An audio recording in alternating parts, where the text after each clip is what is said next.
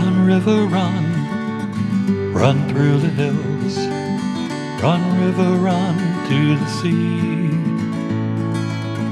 Run, river, run to your place beneath the sun. Run, river, run over me. Run through the land you run. Hi, this is Jan Lewis. Welcome to Be My Guest. Today we have Micha Shalev, and Micha is the co-owner of Oasis, which is at Dodge Park in Worcester. And as many people know, there are a lot of different needs now for our loved ones with Alzheimer's, dementia, all kinds of things. Welcome, Micha.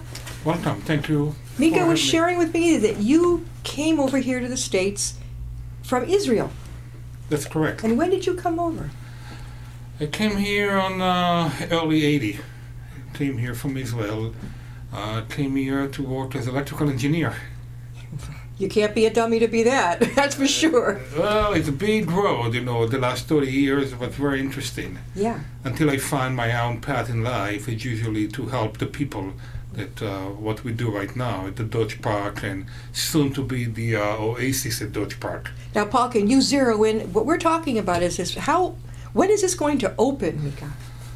Oasis is supposed to open by the fall of 2015. That's coming up quickly. It's coming up very, very quickly. I mean, we're planning for the last week of November or the first week of December. For people that are interested on see progress and press release, they can go to www.oasis@dodgepark.com. Mm-hmm. And they can see all the information. We have some rendering, room layout, and we're very happy because we have quite a movement, quite a few people already reserve room for the new building. How many rooms have you got?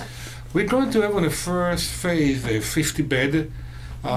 Those beds will built in a very unique design that built by and designed by Levi and Wand and built by Whipple Construction. And the design is very creative to care for people with memory impairment, with dementia, and to create a combination and a hybrid between a small greenhouse concept to the real, to what we do right now at Oasis, and as well at Dodge Park right now. What made you get interested in this? Because we need this type of new way thinking out of the box. How did you do this? Well, my partner Ben and myself were doing this for 30 years. Yeah. We were doing this for over 20 years in California. We had multiple facilities then before we came here in 07. And we realized we need something a little bit different than traditional nursing home setting. We need something that will create a hybrid between assisted living and nursing home where we can provide care for people in a way that they still feel comfortable in a home setting. They don't feel restrict to try to work with their ability and not with the deficit only. I hear that the Oasis is going to be quite the modern, like a spa atmosphere, but a very, very modern feeling to it. It is, but we still try to keep the old feel, because don't forget, we're caring for people in the 80 and the 90, those people that probably I would call it the generation before the sushi. Yeah, before the boomers, let's put it that way. My parents' generation. Yeah, I mean, the funny thing, the reason I call the generation before the sushi, because we have a resident council, and we try every time to update the menu. And one of the residents we have loves sushi, so we say, why don't we try sushi? So actually, my partner, myself, and my cook, we've been in the kitchen. We prepare very nice sushi roll, and we had a riot in the dining room. They like it? Or? They hate it. They hated it? Yeah, they didn't like the sushi. But the majority of them, the majority. All right, but the one person who wanted probably was in heaven on earth, right? Yeah, we had few, more than one. I would say out of the 60 residents, we had about 2 or 3 that really enjoyed this too. Did you like it? I love sushi. All right, so now are you going to have the sushi now or just for that resident? It will depend. It's really, we are coming up with an open mind. This is all the philosophy of care that we basically do, and we try to do what best to our resident, what best to our staff. We're very open with our management style in a way that we welcome any kind of opinion. all our staff are not really, we don't really have department per se. I don't have housekeeping, laundry, nursing. Yeah. They're all working together, and we all try to develop a program that benefit both the resident and the employee at the same time. Is there a beauty parlor there? Yes, we have. Aha. We have a beauty parlor in the new building. We have one in Dodge Park, but the beauty parlor in the Oasis will be a very true, beautiful beauty parlor. We have actually a spa room with a soaking jacuzzi tub. Oh, with the real masseuse? with the real masseuse. We have the masseuse room, but we still need to find the right person. And for the people in our industry, a little bit different. Any kind of care involved touching the resident, we need the doctor order, and we need to make sure they don't have. We need to hold the medical clearance. But we have, as we speak now at Dodge Park, we have a team of massage therapists, people doing shiatsu and acupressure and acupuncture for people that want to, that we can refer people to. And we do have some people seeing them on a regular basis as well. We're talking with Micha Shalev, and he is the co-owner of Oasis at Dodge Park, which is a really, really nice place, opening in September. No, November. In November? Late November, early December. Okay. All right, so that, is there going to be like a great big open house for everybody? We will. We're definitely going to have an open house. The open house will be coordinated, of course, once we get all the permit and approval from the city to open and to host people. And our plan is to have the open house before we get people resident into the building, because we really don't want to confuse or disturb them while people already living in the building there. Does each resident have their own room, or do they have to have a roommate? We have a couple of rooms set up. We have a semi-private room. We do have a private room, and but all the layout, all our program that we have in place is to try to keep people away from the room, to keep them fully engaged. Yeah. Even right now at Dodge Park, we offer an activity from 7 o'clock in the morning to 9:30 at night, and that's going to be the same or even more at Oasis. We have a lot of entertainer. We have musician. We have event, we have parties, we have Mary Kay, we have a makeup, we have pet therapy, we have Bible study, we have religious service. Your makeup? Oh, get your people Yeah, late we girl do have. have, we do have a Whoa, lady the ears coming. went up. I'm like, Usually what? Friday is the Mary Kay makeup, manicure, pedicure. Actually, my daughter, Maya, she started a group called Glamorous Girls. This is a movement that initially started in New York, where a teenager or a young adult or college student forming a group, and they come into a long-term care facility like Dodge Park, and they're pretty much perking up the female resident. And we have this group of young teenagers right now from Massachusetts High School in Holden coming up on a monthly basis to Dodge Park, and they're doing with our resident makeup, nail polish for about 3 or 4 hours program. And this is really amazing, the interaction, the intergeneration between the adult and the young kid. People can see all this picture on our website. What's your website? Tell us about that. The website is www.dodgepark.com. They're more than welcome also to visit all our social media, where we post videos, movies, event, and you can find us on Facebook as well, under Dodge Park and the Oasis as well. So both entities have their own social media and a website. And we have a lot of information, a lot of good information for caregiver, spouse. We do offer once a month a support group as well. Usually on the second Tuesday of each month, we offer a support group for children and spouse for individuals diagnosed with dementia and Alzheimer's disease. That's like it's a support group. It's absolutely, it's a wonderful program. We have a wonderful leader, is a social worker, Elaine Copperman. She has a lot of experience. She was in my group now for about 8 years. And we have a lot of people usually showing up around 5:30. We offer nice refreshment. And then the group start the meeting at 6 o'clock. It usually lasts from 6 p.m. to 8 p.m. in the evening. Yeah. What day of the week? It's on the second Tuesday of each month. Second Tuesday of each month. What time? 6 o'clock. At Dodge Park. And what's the address? Dodge Park. And the address of Dodge Park is 101 Randolph Road in Worcester. Okay. And the Oasis will be 102, which is just across the street. Was this your brainstorm, Oasis? Did you design it in your head? Oasis been designed in my head for the past 30 years. Oh, so you've been creating it all along.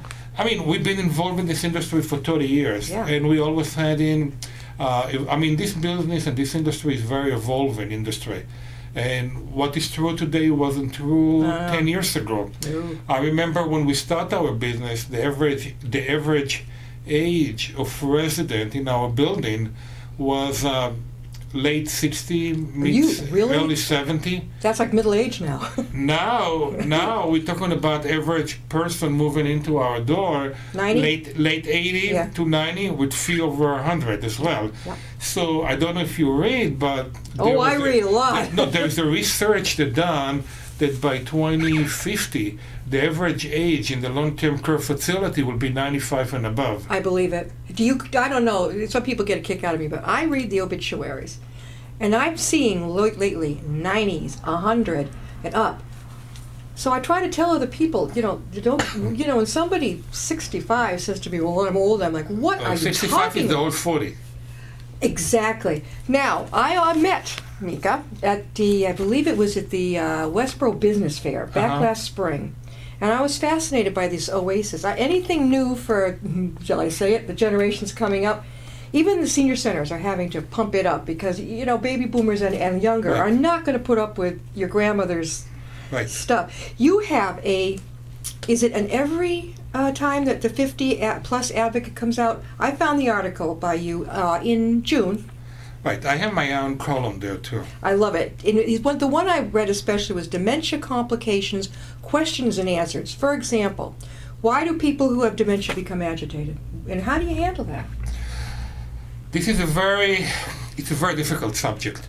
It's a very difficult subject for the caregiver and to the children. Very hard for them to see this. Now, with dementia, you have different level. You have different type of dementia. So many people mistaken dementia and Alzheimer as the same thing. It's not though. It's not. Yeah. The way I try to explain it, you have a big tree. The tree is the dementia. Now you have all the branches. Yeah. Alzheimer is one of them. Lewy body disease is the other one. Vascular dementia is another one. The frontal lobe dementia is another one. There's quite a few right now. What is the common denominator to all of them? Sometimes is agitation and behavior.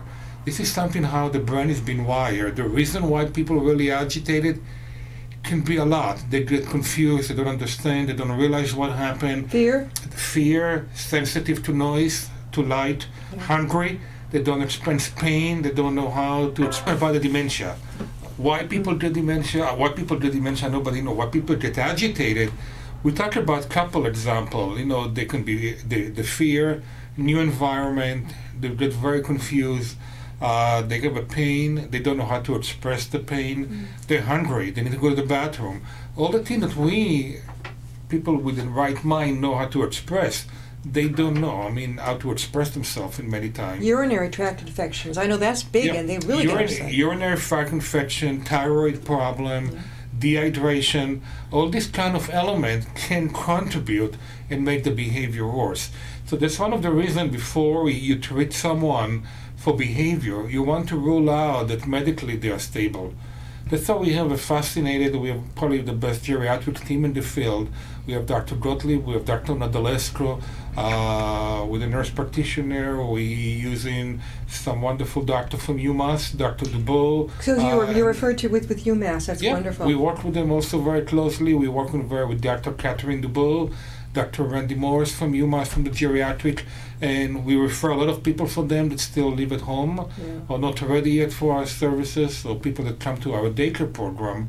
Well, that's good to know. There's going to be a day program. We have right now at Dodge Park. Yeah, and what about Oasis? Will there be one there? Oasis we don't, because what we have right now is sufficient. We don't need to express it. To expand it.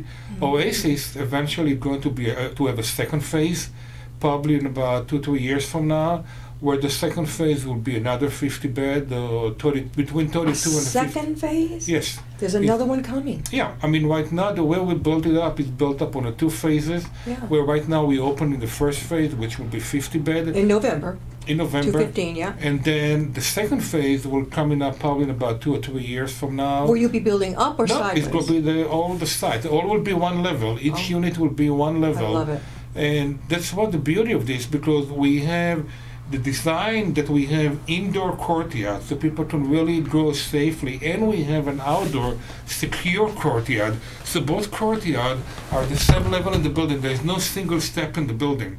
People can wander away from one area of the building to the other. And the nice weather like today, they can roam outside. We have a sensory dementia garden to become fully secure so that people can walk around. And the same thing inside the building too. It will be fully surrounded by glasses. Sounds almost like a mini city. Will it have like a little store too, where they can buy things? Where? Well, yes and no. I know you refer, I don't know if you heard, but they opened a village in Europe for dementia.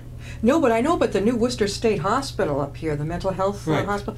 They have set it up as a town or city, so when a person goes in, they don't feel totally disconnected from the world. I love it. Right, but the Worcester State dealing more with young adults with mental disability. Our client, the type of resident we're dealing with, they have a very complex medical condition.